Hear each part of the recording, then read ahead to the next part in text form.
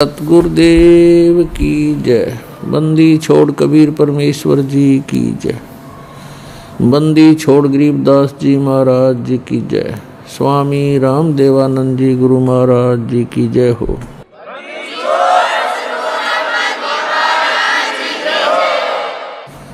गरीब नमो नमो सतपुरुष को नमस्कार। गुरु की नहीं सुर नर मुनि जन साधुआं संतों सर्वस दी नहीं। सतगुरु साहेब संत सब डंडो तम प्रणाम। आगे पीछे मद हुए तिनको जा कुर्बान। नराकार निर्विषम काल जाल वैभंजनम निर्लेपम निज निर्गुणम अकल अनुवेशोन्दनम सोहम सुरति समाप्तम सकल समाना निर्तल उज्ज्वल हीरंबर हरदमं बेपरवा अथाह वार पार निमद्यतम। गरीब जो सुमर सिद्ध होई गणनायक गलता ना करो अनुग्रह सोई परस पद परवाना। आदि गणेश मनाऊं गणनायक देवन देवा चरण कमल लो लाऊं आदंत करूं सेवा। परम शक्ति संगीतम रिद्धि सिद्धि दाता सोई अवगत गुण अतीतम सतपुरुष निर्मोही जगदम्बा जगदीशम मंगल रूप मुरारी। तन मन अर्पों शीसम भक्ति मुक्ति भंडारी। सुर नर मुनि जन ध्यावे ब्रह्मा विष्णु महेशा शेष शेष मुख गावे पूज आदि गणेशा। इंद्र कुबेर सरीखा वरुण धर्म राय धामे। समर्थ जीवन जी का मन इच्छा फल पावे। 33 कोटि आधारा ध्यावे से 88 उत्भव जल पारा कट है यम की फांसी। 33 कोटि आधारा ध्यावे से 88 उतरे बहु जल पारा कट है यम की फांसी। कर जोरों विनती करूं दुरूं चरण पर शीश। गुरु जी राम देवानंद जी महाराज ने दियो नाम बख्शीश। कोटि कोटि सिजदा करूं कोटि कोटि प्रणाम। चरण कमल में राखियो मैं बांधी जाम गुलाम। कुत्ता हूँ गुरुदेव का रामपाल दास का नाम। गले प्रेम की जेवड़ी जाखें चौहाँ जाऊँ। तो करो तो बावड़ो दूर दूर करो तो जाऊँ। जो राखो तो ही रहूँ जो देवो सुख। परम पिता परमात्मा पूर्ण ब्रह्म सारी सृष्टि के रचनहार कुल मालिक कबीर परमेश्वर जी ये हम सभी आत्माओं के जनक हैं, सबके पिता हैं। ये वो पूर्ण परमात्मा हैं, ये कादिर भगवान हैं, समर्थ अल्लाह हैं, कंप्लीट गॉड हैं, जिनके अंदर ये सर्वे गुण प्रत्यक्ष है। तुमेव माता च पिता तुमेव बंधु च सखा तुमेव विद्या च द्रविणम तुमेव सर्व मम देव देव। यही परमात्मा हमारे वास्तव में पिता है। पालक होने के कारण ये पिता हैं, हमारे जनक होने के कारण ये हमारी माता है, क्योंकि इन्होंने हमें अपने वचन से उत्पन्न किया हुआ सभी आत्माओं को। और यही हमारा असली धन है, क्योंकि परमेश्वर स्वयं आकर बताते हैं कबीर सब जग निर्धना धनवंता ना कोई और धनवान उसको जानियो जिस पर राम नाम धन होए। फिर परमात्मा बताते हैं राम रटत कोड़ी ही भलो राम रटत कोड़ी भलो, चू चू पड़े जो चामे, वो सुंदर शरीर किस काम का, जा मुख नाही नाम। कबीर राम रटत दारिद्र भलो, टूटी घर की छान, वो सुंदर महल किस काम के, जहाँ भक्ति नहीं भगवान। राम रटत कन्या भली, साकेट बलो न पूत, जैसे छेरी के गल में गलथना, जिसमें दूध न मूत। कबीर जिव्या तो वाये भली, जो रटे हरि नाम, नहीं तो काट के फेंक दियो, ये मुख में भलो ना चाम। परमपिता परमात्मा कबीर देव, कबीर साहिब, अल्लाहु अकबर, ये हमारे सभी आत्माओं के जनक हैं, ये सब के पिता हैं। और यही वो रहमत वाले अल्लाह हैं, ये वही कृपा के सागर हैं, जो अपनी आत्माओं को, जो इनकी शरण में आकर के सत भक्ति करते हैं, उनको सर्व सुख प्रदान करते हैं। और जो भक्ति नहीं करते या करते हैं तो शास्त्र विधि त्याग कर मनमाना आचरण करते हैं, या वे इनकम्प्लीट गॉड की, अधूरे भगवानों की भक्ति करते हैं, तो वो प्राणी मोक्ष प्राप्ति नहीं कर सकते। और उनका प्रारब्ध में यानी किस्मत में लिखा हुआ जो पाप कर्म है, जिसके कारण प्राणी को कष्ट होते हैं, उससे भी छुटकारा नहीं पा सकते। प्रत्येक प्राणी इस काल के लोक में 21 ब्रह्मांड में, आप पृथ्वी लोक पर रह रहे हो, ये भी काल के लोक के अंतर्गत आता है। कोई भी सुखी नहीं है। परमात्मा ने बताया कि आप झूठे सुख को सुख कहते हो। आप किस बात को सुख मान बैठे हो? पैसा हो, बढ़िया कोठी हो, कार हो, संतान हो, बस आप इसको मौज मानते हो, इसको आप सुख मानते हो।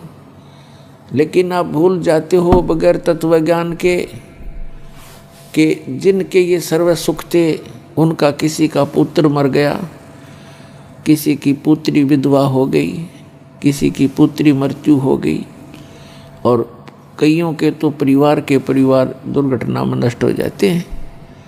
तो फिर कहाँ गई वो मौज? उस समय ध्यान नहीं आता हमारे को कि ये कैसे बिजली गिर रही है, क्यों तो हम मर रहे हैं, क्यों जन्म रहे हैं, इसके पीछे कारण क्या है? तो ये परमात्मा ने आके बताया, जो हमारे पिता हैं, और हम गलती से यहाँ आ गए थे इस काल के साथ मेला देखने, और इस मेले में हम भी चल गए, अपने परमात्मा से भी छुट गए।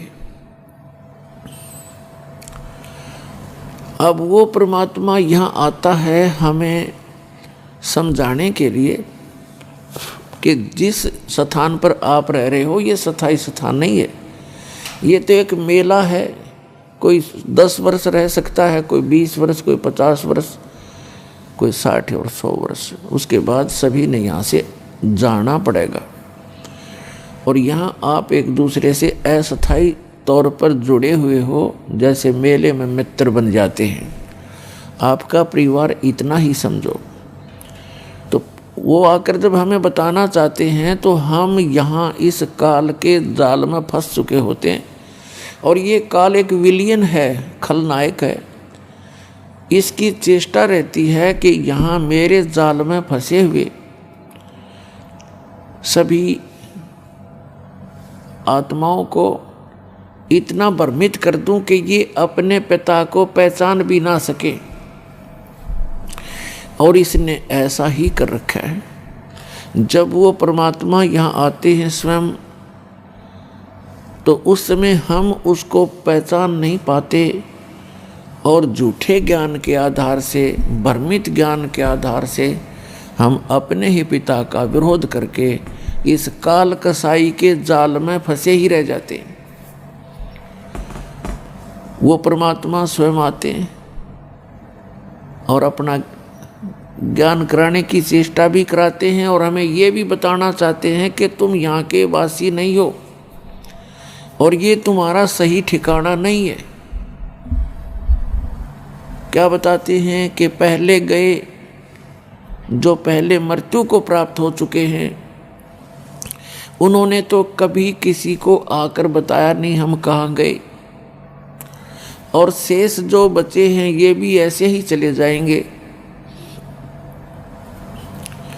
और जो भक्ति साधना, जो क्रियाएं आप आजीवन करते हो, ये इस काल के जाल में फंसे रहने की सुव्यवस्था है।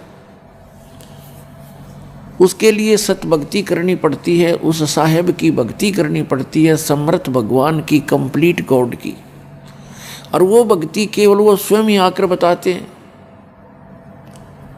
जब वो बताने आते हैं तब तक हम इन नकली गुरुओं, आचार्यों, शंकराचार्यों, काजी और मुल्लाओं और इन पीरों के द्वारा इतने भ्रमित कर दिए जाते हैं कि हम परमात्मा के उस ज्ञान को स्वीकार नहीं कर सकते, नहीं कर पाते।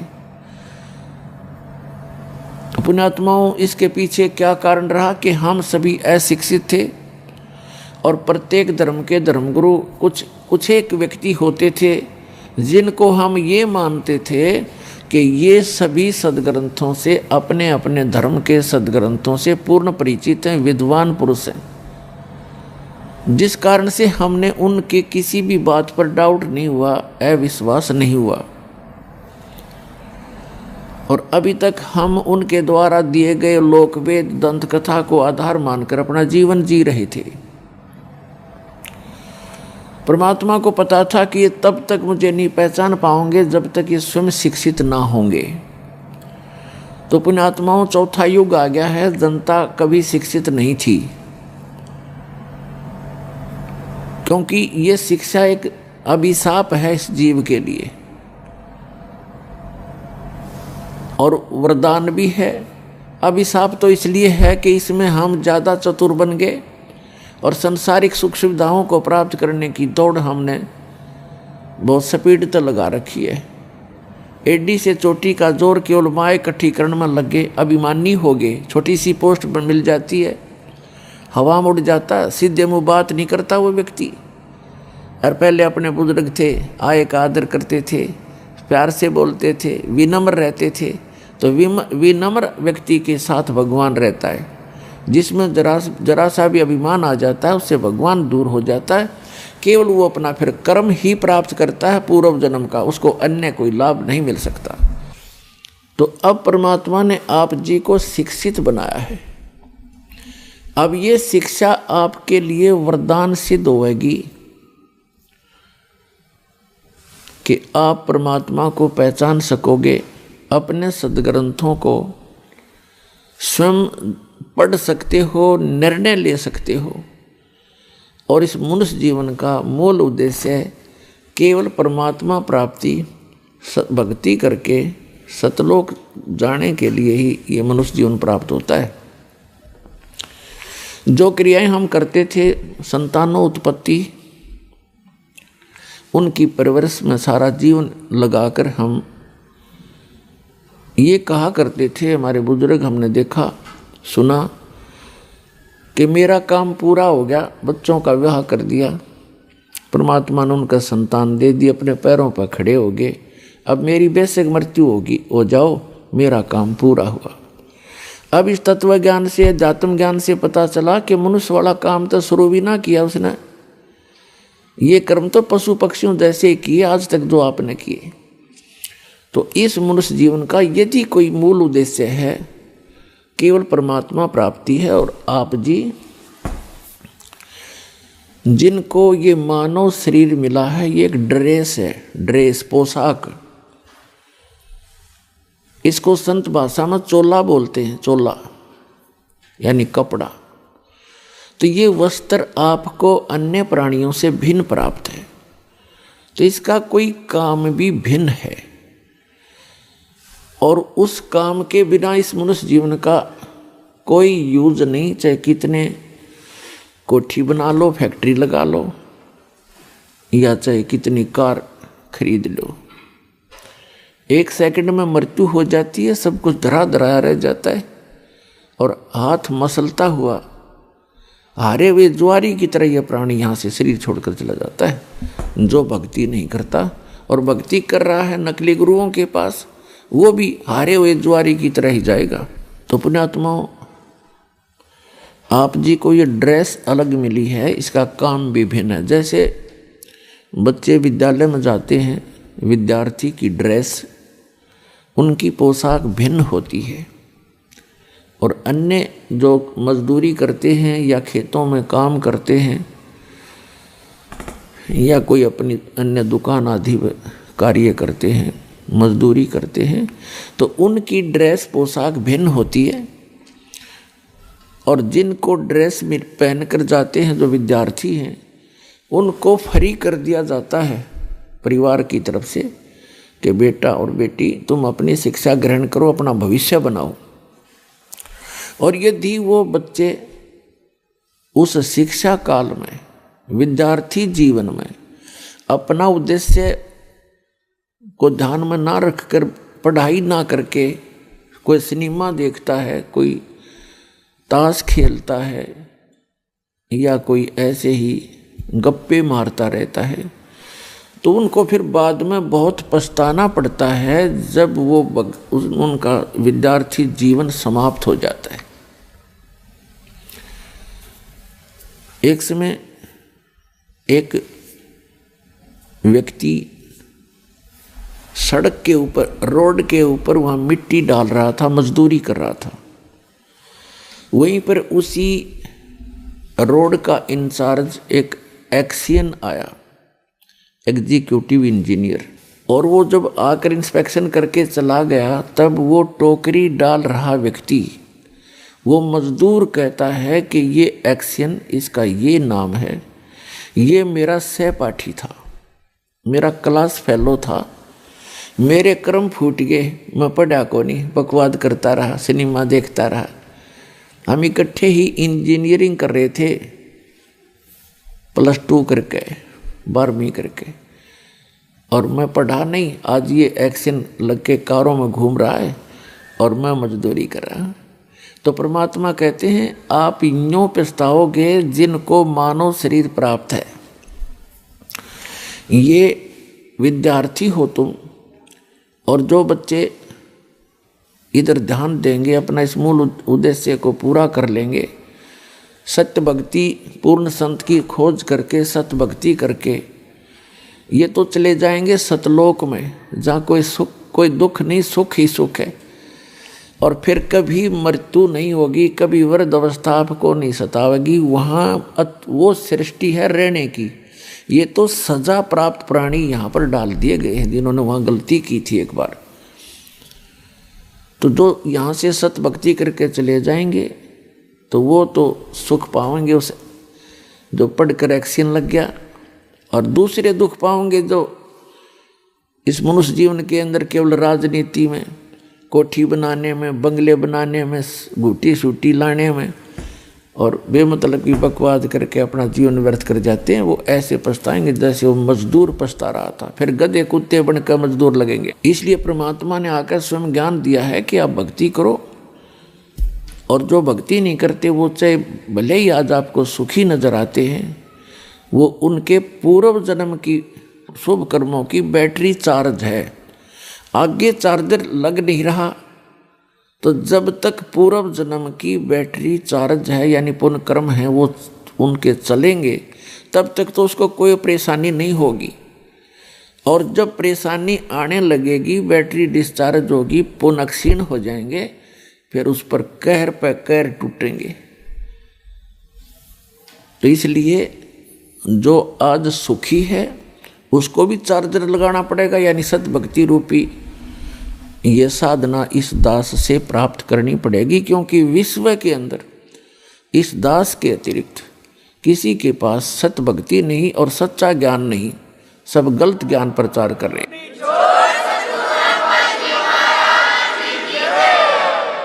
और इसके अंदर कोई मान बढ़ाई नहीं करनी चाहिए, क्योंकि हम कई प्रकार से भ्रमित हो गए। जैसे किसी व्यक्ति ने किसी भयंकर रोग की दवाई खोज ली तो उसके पास दवाई लेनी चाहिए, चाहे राष्ट्रपति का रोग हो उसने भी जाना चाहिए, इसमें क्या दिक्कत है। तो थोड़ी सी भी बुद्धि से काम आप लोगे तो ना अभिमान सतावेगा, आपको अपना कल्याण नजर आएगा, तो तुरंत आकर के नाम लीजिए। परमात्मा कहते हैं मन तू पावेगा अपना किया रे, भोगेगा अपना किया रे। मन तू पावेगा अपना किया रे, भोगेगा अपना किया रे।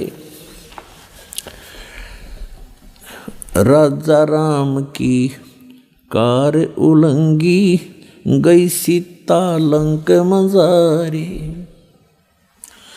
राजा राम की कार उलंगी गई सीता लंक मजारे।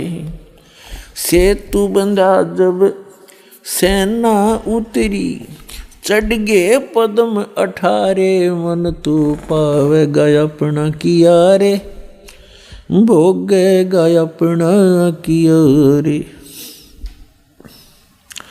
लंका तोड़ी बेलंका रे तोड़ी, वो अहि रावण से मारे।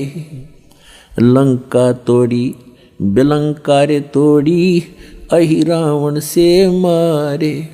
10 मस्तक रावण के काटे, विभीषण को राज दिया रे। मन तू पावेगा अपना किया रे, भोगेगा अपना किया रे। प्रहलाद पैज परवान करी है, धर नरसिंह अवतारे। प्रहलाद पैज परवान करी है, धर नरसिंह अवतारे। दीन दयाल दया कर उतरे, एरना कुश उदर वेदारे। मन तू पावेगा अपना किया रे, भोगेगा अपना किया रे। हा हा हु बंदे होते तौलत हैं बलवारे। हा हा हु बंदे होते तौलत हैं बलवारे।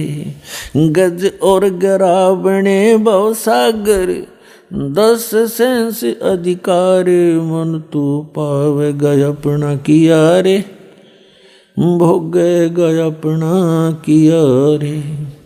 भाई श्वास घटो बलहीन भयो, जद खेच लिया मजदारे। श्वास घटा बलहीन भयो, जद खेच लिया मजदारे। अर्ध नाम रसना से टेरा, वो सुमृत है रंकारे। मन तू पावेगा अपना किया रे, भोगेगा अपना किया रे। भाई नारद मुनि तिरकाली रे योगी, जिन मन गर्भ किया रे। नारद मुनि तिरकाली रे योगी, जिन मन गर्भ किया रे।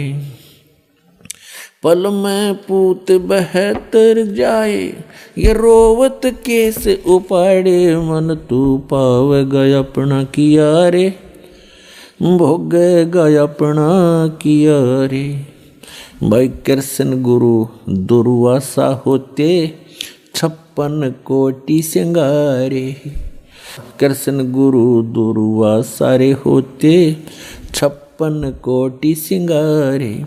अम्बरीश कह चले अपुठे, वो दुर्वासा से हारे। मन तू पावेगा अपना किया रे, भोगेगा अपना किया रे।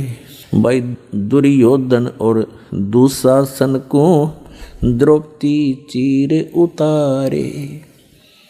दुर्योधन और दुशासन को द्रौपदी चीर उतारे। अंधे को पीन देई थी वो बढ़ गए अंत अपारे। मन तू पावे गए अपना किया रे, भोगे गए अपना किया रे।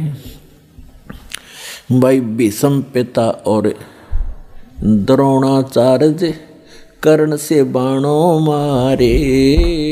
भीष्म पिता और द्रोणाचार्य ये कर्ण से बाणों मारे। महाभारत में टटीरी के राखे वहाँ घंटा टूटे पड़ा रे। मन तू पावे गया अपना किया रे, भोगे गया अपना किया रे।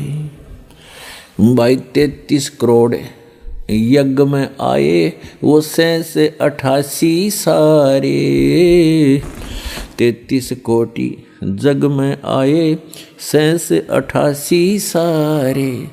12 कोटि वेद के वक्ता वहाँ सुपच का शंख बजारे। मन तू पावे गया अपना किया रे, भोगे गया अपना किया रे। भाई चमरा कनक जनेऊ काढ़ा विप्र पंडित सब हारे। चमरा कनक जनेऊ काढ़ा पंडित विप्र सब हारे। जुल्हे के घर बालद आई वो केसों से बन जा रे। मन तू पावे गया अपना किया रे, भोगे गया अपना किया रे। मीराबाई को मारन लागे जहर का प्याला प्यारे। मीराबाई को मारन लागे जहर का प्याला प्यारे। पीवत ही अमृत हो लाग्या हो गया सर्द ही और। मन तू पावे गया अपना किया रे, भोगे गया अपना किया रे। कंस केसी चानौर खपावण जीतन मल अखारे। कंस केसी चानौर खपावण जीतन मल अखाड़े। कृष्ण को तो यश दिया ये कबीर न कारज सारे। मन तू पावे गया अपना किया रे, भोग गया अपना किया रे। भाई शंखों कृष्ण करें खवासी धन तू सिरजन हारे। शंखों कृष्ण करें खवासी धन तू सिरजन हारे।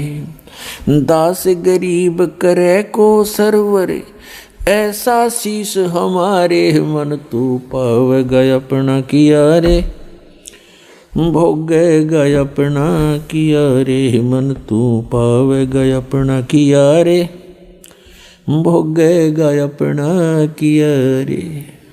पुण्यात्माओं, ये जो वाणी दास ने आपको सुनाई है ये आदरणीय गरीबदास साहिब जी ने अपने मुख कमल से बोली है। लेकिन ये ज्ञान गॉड गिवन है। पूर्ण परमात्मा, वो समर्थ परमात्मा जो कंप्लीट गॉड है, पूर्ण परमात्मा कबीर साहिब जी आदरणीय गरीबदास साहिब जी को आकर मिले थे। खेतों के अंदर जब वो गऊ चरा रहे थे, 10 वर्ष के बालक पाली गए हुए थे, गवाले थे, और भी बहुत से गांव के व्यक्ति बड़े छोटे अन्य भी अपने अपने गऊओं को इकट्ठा ही चरा रहे थे। तो वहाँ परमात्मा आए थे, एक जिंदा महात्मा का रूप बना के, एक साधु संत का रूप बना के, और गरीबदास जी की आत्मा को निकाल के सतलोक लेकर गए थे। ऊपर के ब्रह्मांडों का सारा विवरण दिखाया था। ब्रह्मा विष्णु महेश के लोक दिखाए, धर्मराज का लोक दिखाया, क्या क्या यहाँ की व्यवस्था है, आप यहाँ जन्मते मरते क्यों हो, इसका कारण क्या है, ये सब उनको प्रत्यक्ष करवाया था। किनको? आदरणीय गरीबदास साहिब जी को। आदरणीय गरीबदास साहिब जी को फिर परमात्मा अपने सतलोक लेकर गए थे, जिसे सचखंड कहते हैं, जिसको शाश्वत स्थान कहते हैं, सनातन परमधाम गीता में कहा है। वहाँ ले गए थे, फिर वापस छोड़ा था ला करके। परमात्मा पूर्ण ब्रह्म की कृपा के बिना कोई भी प्राणी ऊपर जाकर के वापस नहीं आ सकता, यानी वहाँ जाकर के वापस किसी को कुछ ज्ञान नहीं दे सकता, क्योंकि इस काल भगवान ने सबको गुमराह किया हुआ है, भ्रमित किया हुआ है। केवल परमात्मा अपनी रजा से ऊपर ले जाते हैं। उन्होंने चंद पुण्यात्माओं को ऐसे ऊपर ले जाके वापस छोड़ा, और उन्होंने उस परमात्मा की गवाही दी है, अपनी अमृतवाणी रूपी एफिडेविट दिए हैं कि वो परमात्मा इन सभी भगवानों से अन्य है, इन सभी भगवानों से, प्रभुओं से अन्य है। ब्रह्मा जी से, विष्णु जी से, शिव जी से, दुर्गा जी से, ब्रह्म से और परब्रह्म से, इनसे अन्य है, उसको पूर्ण ब्रह्म कहते हैं। गीता अध्याय नंबर 8 के श्लोक नंबर 3 में उसी को परम अक्षर ब्रह्म कहा है। तो पुण्यात्माओं, वो परमात्मा स्वयं ही ऊपर ले जाते हैं अपनी आत्माओं को, फिर वापस छोड़ते हैं।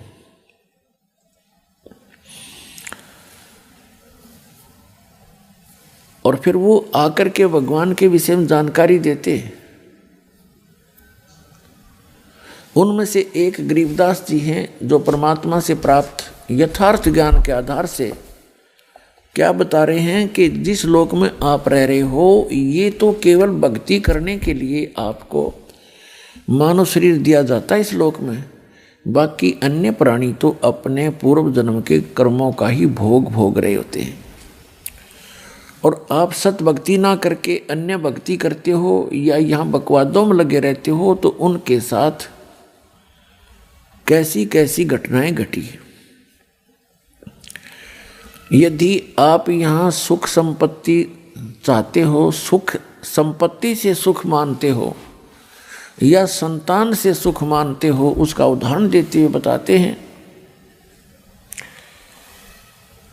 सर्व सोने की लंका होती रावण से रणधीरम, एक पलक में राज बिराजी वो जम के पड़े जंजीरम, मन तू सुख के सागर बस रे भाई और न ऐसा यस रे।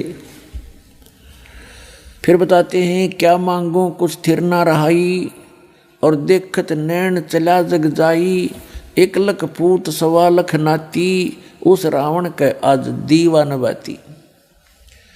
यदि आप यहाँ संपत्ति चाहते हो, बड़ी बड़ी हवेली बनाना चाहते हो, कई कई मंजिल की कोठियाँ बनाना चाहते हो, और उसके ऊपर अच्छी मार्बल वगैरह लगा कर अपनी शान और शौकत बनाकर आप खुश हो, उसको संकेत देते हैं कि श्रीलंका का राजा जो रावण था, उसने सोने के महल बना रखे थे, सोने की ईंटों से, और उसके 1 लाख पुत्र थे। और ऐसे कुबद्ध करने वालों का जो सत भक्ति नहीं करते, रावण भक्ति भी करता था लेकिन भगवान शंकर की करता था, तमोगुणी शंकर की। और ये भगवान आपको केवल वर्क डन ही दे सकते हैं, जैसा करोगे वैसा ही पाओगे, इसमें कोई परिवर्तन नहीं कर सकते। और वो समर्थ परमात्मा जो पूर्ण ब्रह्म है, सत्य पुरुष है, अकाल मूर्त है, वो कबीर देव है। कबीर साहब है जो काशी में, बनारस में धानक रूप में आए थे। 120 वर्ष रहे, वो ये ज्ञान ही दिया करते थे, और एक झोंपड़ी में बैठकर सारे ब्रह्मांडों का संचालन भी करते थे, और हम सब का पालन पोषण भी करते थे। वो पूर्ण परमात्मा है। जब तक हम सत भक्ति नहीं करते हो तो अपना कर्म ही मिलता है। तो यहाँ याद दिलाना चाहते हैं, यदि तुम संतान ही परमात्मा से मांगते हो, या आपको संतान प्राप्त है, बेटा और बेटी, उनकी अच्छी कोई व्यवस्था है, उनके बढ़िया रोजगार चल रहे हैं और आप निश्चिंत होकर बैठ गए हो, मूल उद्देश्य भूल गए हो भगवान का, तो आपकी भूल है। 1 लाख पूत 1.25 लाख नाती, और उस रावण का आज कोई दीवा न बाती, दीपक लगाने वाला नहीं शेष बचा। तो इस गंदे लोक में आप इन्हीं व्यवस्थाओं से संतुष्ट हैं, तो आपका भूल लाग रही है। उस भूल को तोड़ने के लिए परमात्मा आते हैं या अपना कोई दास भेजकर आपको सजग करते हैं कि आप अपना मूल उद्देश्य भूल चुके हो। उसके लिए याद दिलाते हैं कि जो भक्ति करते हैं उनकी भगवान मदद करते हैं। जैसे इसमें एक प्रसंग आया है कि लंका तोड़ी बिलंका तोड़ी और अहि रावण से मारे 10 मस्तक रावण के काटे और विभीषण को राज दिया रे।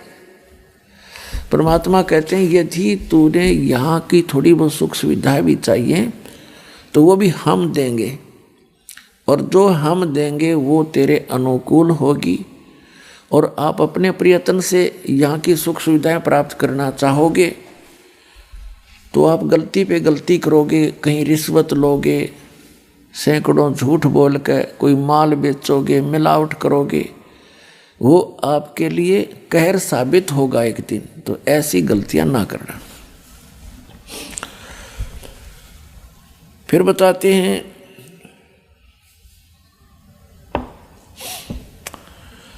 एक हा हा हु नाम के 2 साधक थे। हा हा हु बंदे होते तोलत हैं बलभारे, और गज और गरहा भय बने भवसागर 10 संस अधिकारे। श्वास घटा बलहीन भयो जद खींच लिया मझधारे, अर्ध नाम रसना से टेरा सुमरत है रंकारे। एक हा एक हु 2 साधक थे तपस्वी। अब इस काल ने ऐसा जुल्म कर रखा है, पहले तो कोई भक्ति करता ही नहीं, करना चाहता ही नहीं, और करना चाहता तो उसको मिसगाइड करके रखता है। इन 2 प्राणियों के प्रेरणा हुई हम भक्ति करें, उनको नकली गुरु से मिला देता है। उन गुरुओं ने उनको बता दिया हा और हु को कि आप जी तपस्याएं करो, तपस्या से भगवान मिलता है। अब दोनों ने तपस्या की, उनको अभिमान हो गया आपस में कि मेरा तप तेरे से ज्यादा है। दूसरा कहता कि नहीं, मेरी तपस्या तेरे से अधिक है। तो दोनों का फैसला, वो अपना निर्णय कराने के लिए ब्रह्मा जी के पास गए। ब्रह्मा जी से पूछा कि हमारा निर्णय करके बताओ, आप तो अंतर्यामी हैं, कि हम में से कौन से का तप ज्यादा है। ब्रह्मा जी को पता था कि तप से सिद्धियां आ जाती हैं, और ये जितने भी ऋषि मुनि थे सिद्धियां प्राप्त करके ये सर्प बन गए विषैले। इनके जरा सी भी कोई प्रतिकूल बात कर देता था उसको श्राप दे देते, और जिसका खामियाना श्री विष्णु जी ने भी भोगना पड़ा। जिस कारण से ब्रह्मा जी ने अपने सिर से बला टाल दी और कहा भी मैंने ना तो इतना कोई तुम्हारे जैसा जितना तप किया, और मुझे तो ये सृष्टि के कार्य में बहुत व्यस्त रहना पड़ता है, आप श्री विष्णु जी के पास जाओ। वो विष्णु जी के पास आ गए। विष्णु जी से भी यही प्रार्थना करी। विष्णु जी के भी यही मन में शंका आई कि यदि मैंने, जैसे ब्रह्मा जी ने भी ये सोचा था, यदि मैंने एक व्यक्ति को कह दिया, एक को तो कहना पड़ेगा तेरा ज़्यादा तेरा कम है, तो जिसको भी कम बता दिया वो श्राप दे देगा। वो डर गया, इसलिए अपने सिर से बला टाल दी। विष्णु जी के मन में भी ये शंका हुई कि यदि मैं एक को कहूँगा तेरी तपस्या ज़्यादा है इसकी कम है, तो कम जिसकी बताऊँगा वो श्राप देगा। तो इस संकट को भगवान विष्णु जी ने भी मोल लेना उचित नहीं समझा। उन्होंने कहा भी देखो, मैं तो व्यवस्था में लगा रहता हूँ, पालन पोषण का कार्य डिपार्टमेंट, होम डिपार्टमेंट है मेरे पास, आप जाओ भगवान शंकर जी के पास, वो ज़्यादा तप वप करते हैं, वही आपका फैसला कर सकते हैं। तो वो गए भगवान शिव जी के पास। अब भगवान शिव जी ने भी सोचा भी ये एक को तो कहना पड़ेगा, तेरी कम है इसकी ज़्यादा है, तो ये हैं सर्प डस देंगे। उन्होंने भी अपने सिर से बला टाल दी कि अभी एक मतंग नाम के ऋषि हैं पृथ्वी पे, वर्तमान में वही बता सकते हैं, वो बड़े साधक हैं, बड़े तपस्वी हैं, आप वहाँ जाइए। तो दोनों आगे मतंग ऋषि के आश्रम की तरफ जा रहे थे। मतंग ऋषि जो थे बड़े डिल डोल, बड़े तगड़े, भारा शरीर था उनका। तो उन्होंने, ये मन बड़ा बदमाश है, कबीर साहब कहते हैं मन के मते ना चालिए, मन है पक्का दूध, ले डूबे दरिया में और फिर जा हाथ छूटे। उल्टे काम करवा के फंसवा के फिर आप निकल जाता है। तो उन्होंने दोनों ने देखा उस महापुरुष को। मतंग ऋषि पूछा कहाँ है, कि वो सामने बैठे तगड़े थे, डुल डुल। एक ने तो मन में सोचा कि बड़ा हाथी सा बैठा भाई, दूसरे ने सोच लिया अच्छा मगरमच्छ साहिद महात्मा। तो उन्होंने मतंग ऋषि के पास आकर के कहा, मतंग ऋषि के पास एक सिद्धि थी जो मन की वृत्ति बता देती थी, इसने क्या सोच रखा है। तो मतंग ऋषि से उन्होंने प्रश्न किया कि महाराज, हम में से कौन से की तपस्या ज़्यादा है, कौन शक्तिशाली है, आप निर्णय करो। मैं कहता हूँ मेरी भक्ति ज़्यादा, तपस्या ज़्यादा, ये कहता है मेरी ज़्यादा। मतंग ऋषि ने कहा कि जो तुम्हारे मन में तुमने सोच के आए हो उसी से फैसला होगा। तो आपने क्या सोचा भगवान?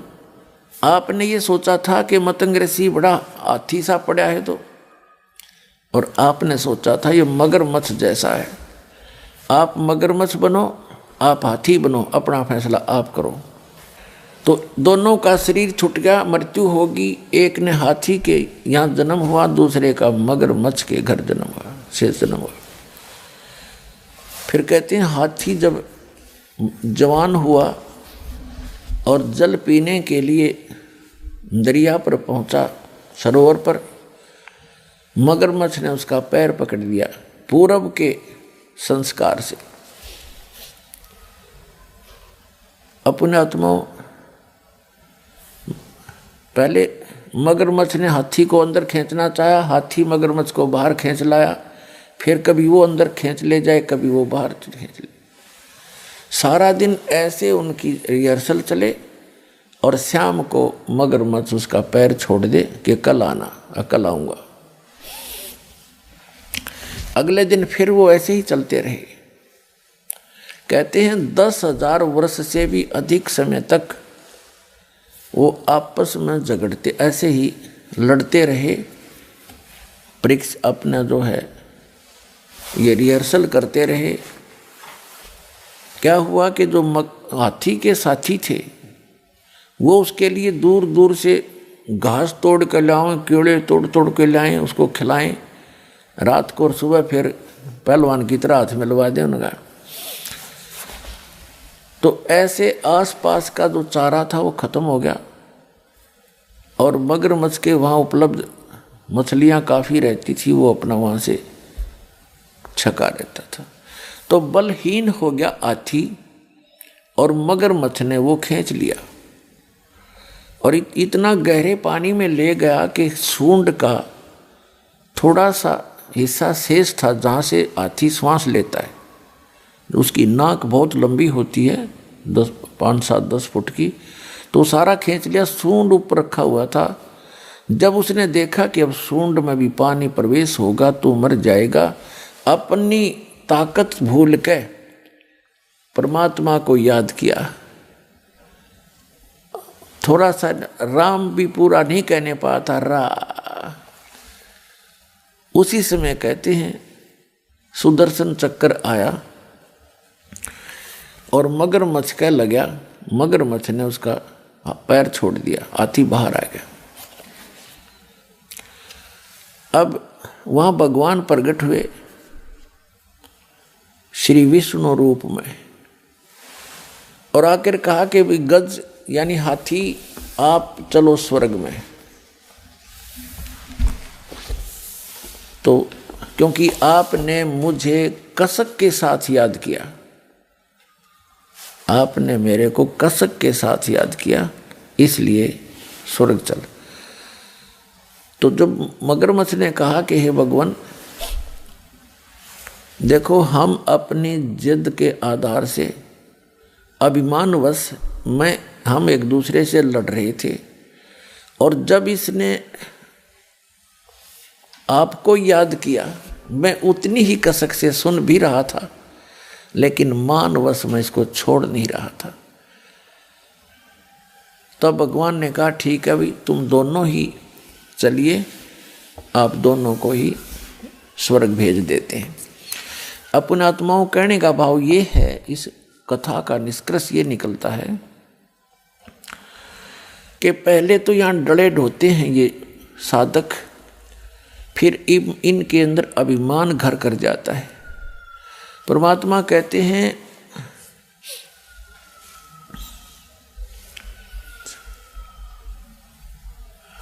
सत्संग की आधी घड़ी और तप के वर्ष 1000 तो भी बराबर है नहीं, कहें कबीर विचार।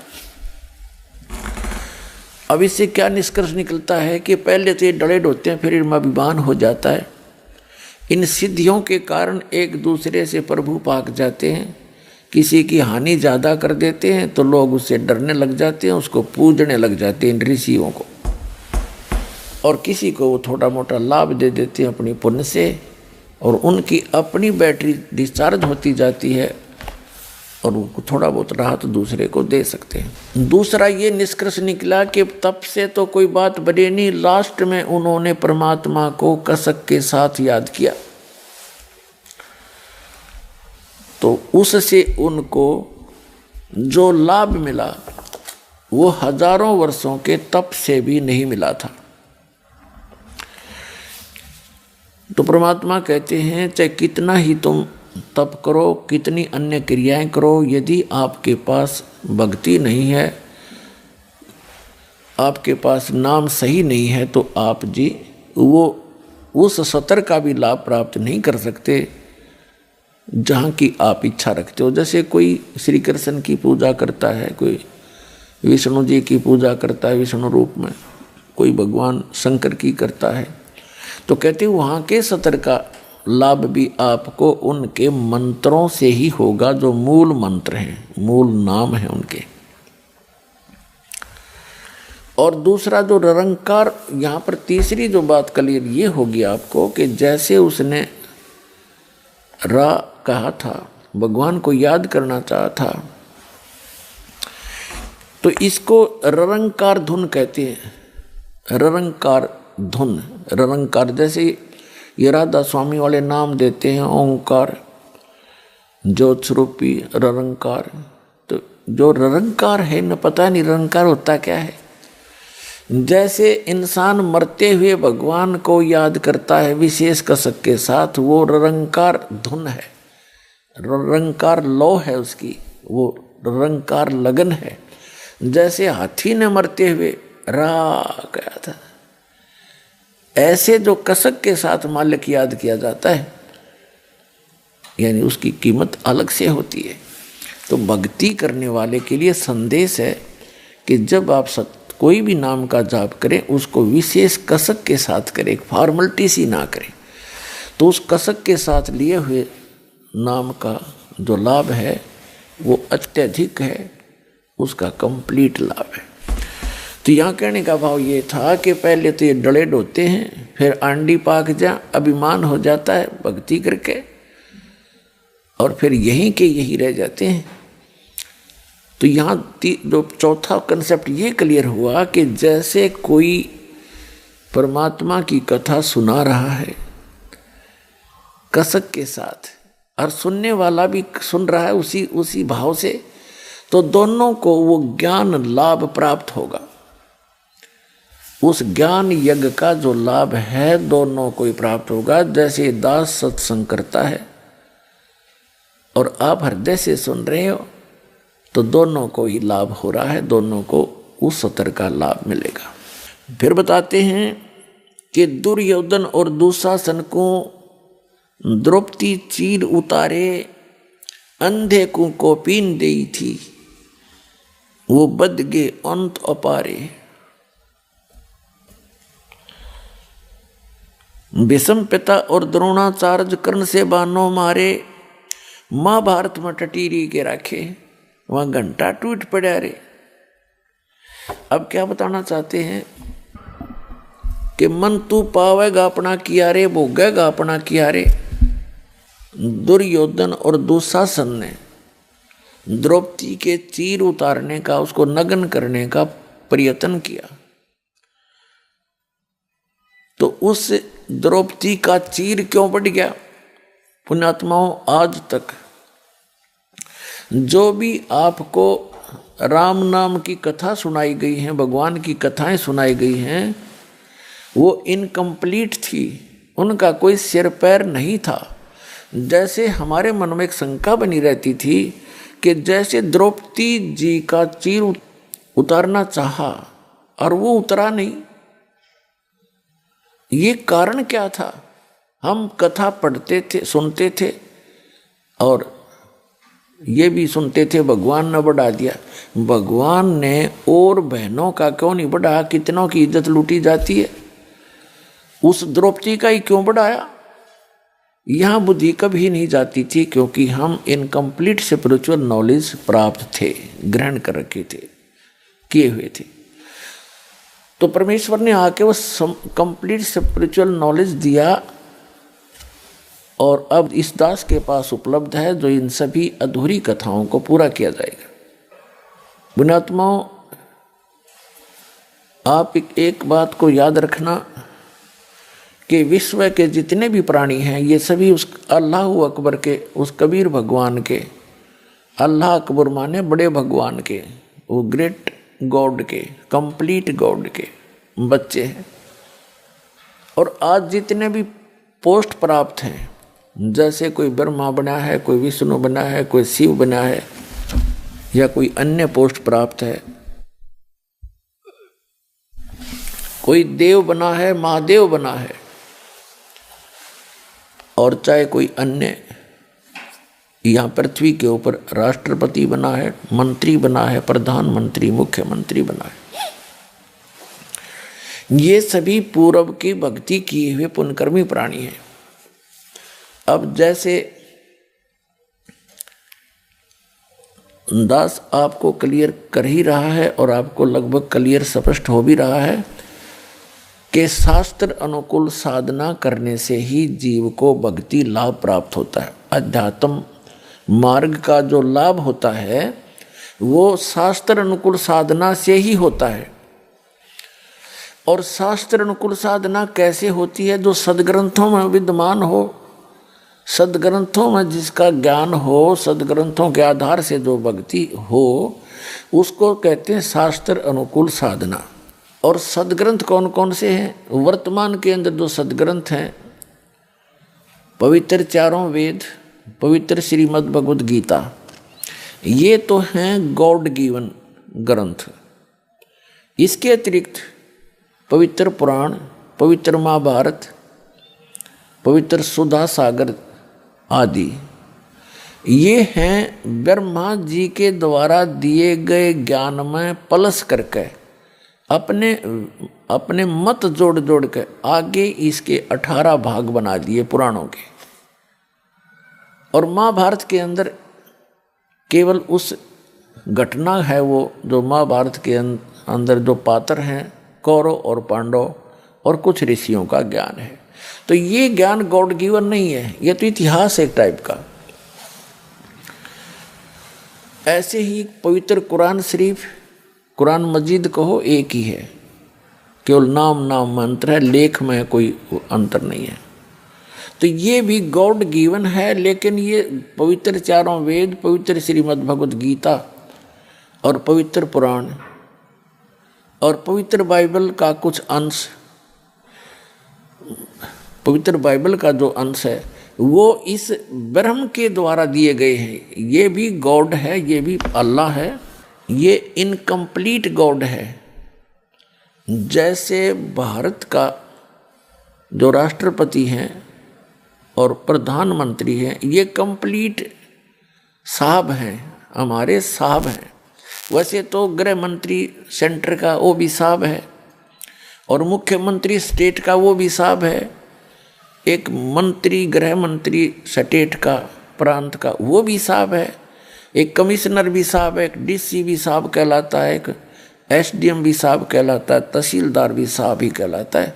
तो इस प्रकार ये सभी साहब हैं, लेकिन ये इनकम्प्लीट साहब हैं,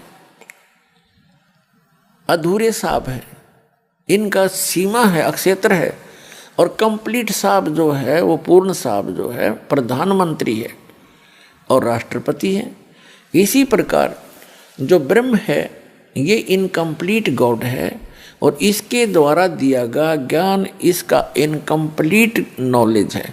लेकिन जितना है वेद और गीता वो सही है, जो कुरान है उस सत्र का ज्ञान वो सही है, लेकिन उसमें ना पवित्र गीता में, ना पवित्र वेदों में, ना पवित्र कुरान शरीफ में, ना पवित्र बाइबल में उस पूर्ण परमात्मा की पूर्ण जानकारी नहीं है। उसके लिए ऑप्शन छोड़ रखा है। पवित्र श्रीमद् भगवद गीता अध्याय नंबर 4 के श्लोक नंबर 34 में, पवित्र यजुर्वेद अध्याय नंबर 40 के मंत्र नंबर 10 में, और पवित्र कुरान शरीफ के सूरत फुरकानी 25 आयत नंबर 52 से 59 में ये स्पष्ट कर रखा है कि वेद ज्ञानदाता, गीता ज्ञानदाता और कुरान शरीफ का ज्ञानदाता कह रहा है कि वो अल्लाहु अकबर, यानी वो पूर्ण परमात्मा तो कोई और है जिसने 6 दिन में सृष्टि रची, 7वें दिन तख्त पर जा बैठे, जो सबका उत्पादक है। उसके विषय में कोई तत्वदर्शी संत से पूछो तो वो ज्ञान जो तत्वदर्शी संत बतावेगा वो ना कुरान में है, ना वेद में है, ना गीता में, ना पवित्र बाइबल में। तो वो है कंप्लीट स्पिरिचुअल नॉलेज जो इनके अंदर नहीं है। तो ये जितने भी हैं ग्रंथ ये इनकम्प्लीट ज्ञान रखते हैं, और इनका ज्ञानदाता भी इनकम्प्लीट गॉड है, कंप्लीट गॉड नहीं है, पूर्ण परमात्मा नहीं है। इतनी सी बात। तो ये जो अब आपको ज्ञान प्राप्त है उस कंप्लीट गॉड के द्वारा दिया हुआ, पूर्ण परमात्मा के द्वारा दिया गया ज्ञान है। आज दास आपको उनका दिया हुआ ज्ञान एज ए टेप रिकॉर्डर सुना रहा है, और उस परमात्मा की कृपा के बिना अन्य इसको समझ नहीं सके। इस दास के समझ में आया। तो अब क्या होगा? अब हजारों वर्षों तक ये ज्ञान चलेगा, पूरे विश्व में शांति होगी। ये माया को इकट्ठी करने की जो दौड़ लग रही है, आग लगी पड़ी है प्रत्येक प्राणी के अंदर, ये इस ज्ञान से शांत होगी।